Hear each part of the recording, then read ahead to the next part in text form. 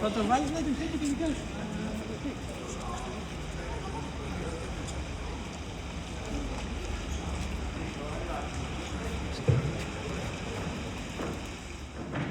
Venice is a city everyone thinks they know.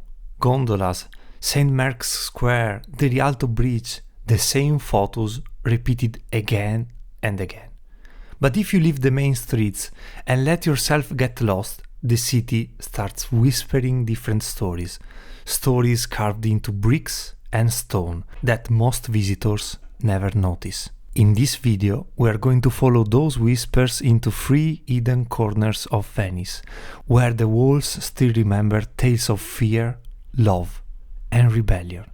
Each place looks like an ordinary passage or square, completely free to enter, but each one hides a legend that has survived for centuries. Our journey begins in Cannaregio, one of Venice's most authentic districts, where laundry still hangs over narrow canals and the crowds start to thin out. Here, hidden between ordinary houses, there is a passage so tight it feels less like a street and more like a crack in the city itself. This is Calle Varisco, considered the narrowest alley in Venice, squeezing down to around 53 centimeters at its tightest point, just enough for one person to pass sideways. Most people who find it come for the challenge or the photo, but behind the narrow walls there is a much darker story. According to local legend, a man once accused of betraying the Serenissima Republic was condemned for treason he swore he had never committed. Before dying, he is said to have cursed this very spot, promising that death would wait for anyone who dared to walk here on moonless nights. Over time, Calle Varisco became a place people avoided after dark, especially when fog rolled in from the lagoon and swallowed every sound.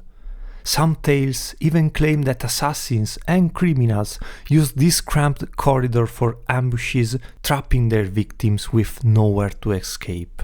In a city famous for grand places and open squares, Calle Varisco is the opposite, a reminder that secrets often choose the narrowest and darkest places to hide. From Cannaregio, we cross toward Castello, the largest and most residential district of Venice, where the tourist routes fade and daily life takes over. Near the quieter streets not far from San Zaccaria and San Giovanni in Bragora, there is a low, crowded passage most people walk under without looking twice. This is the Sottoportego dei Preti, named for the priests who once lived nearby, but the real secret is hidden in the bricks above your head.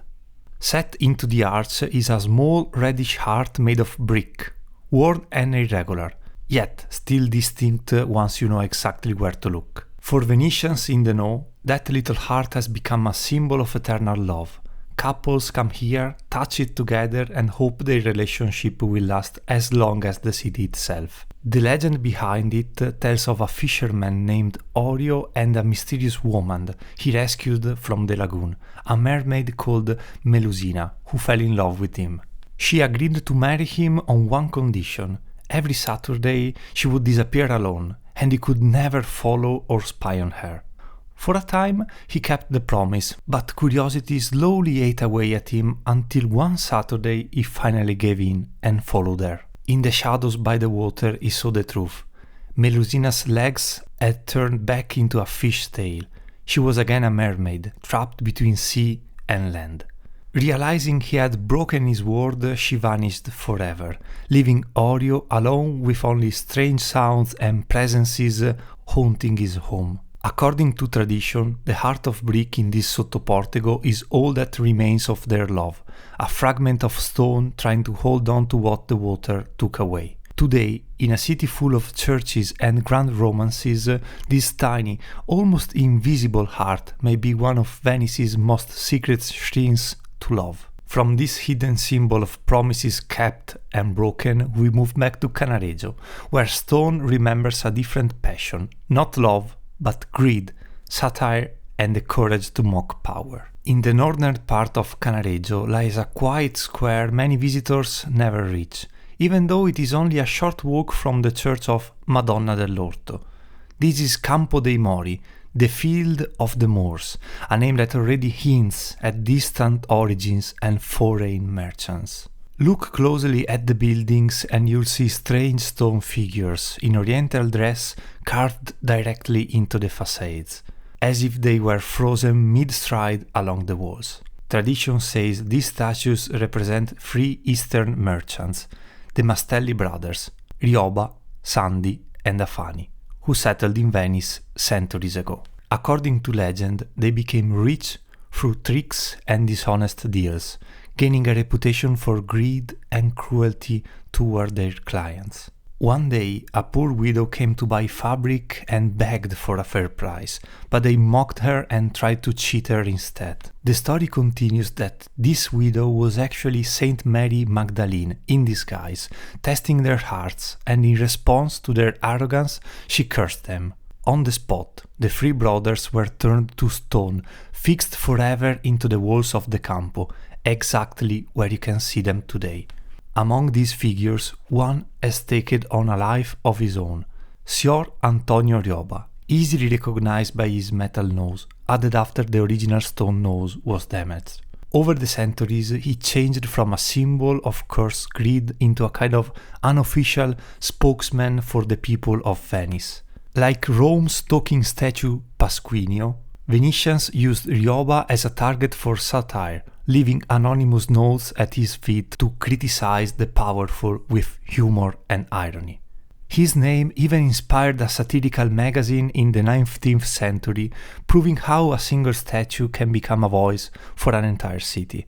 Today, Campo dei Mori is a peaceful residential corner. Here, rebellion isn't shouted, it is carved in stone and hidden in a side square, waiting for anyone curious enough to stop and listen.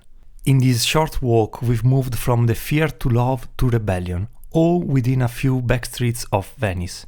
We squeezed through Calle Varisco, where a traitor's curse still clings to the narrowest alley in the city.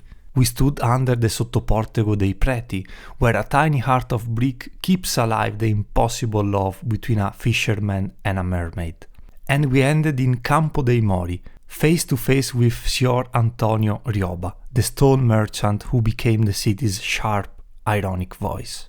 These spots will never be as famous as St. Mark's Square, but that's exactly why their stories feel so intimate.